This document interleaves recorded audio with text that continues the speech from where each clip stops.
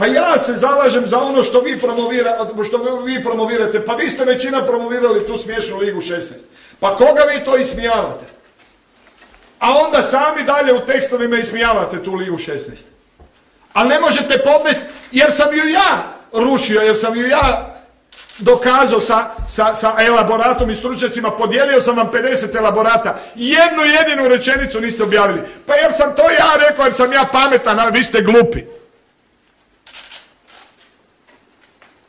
I vi glupi i nepošteni hoćete od mene pametnog i sposobnog napraviti glupog i nepoštenog.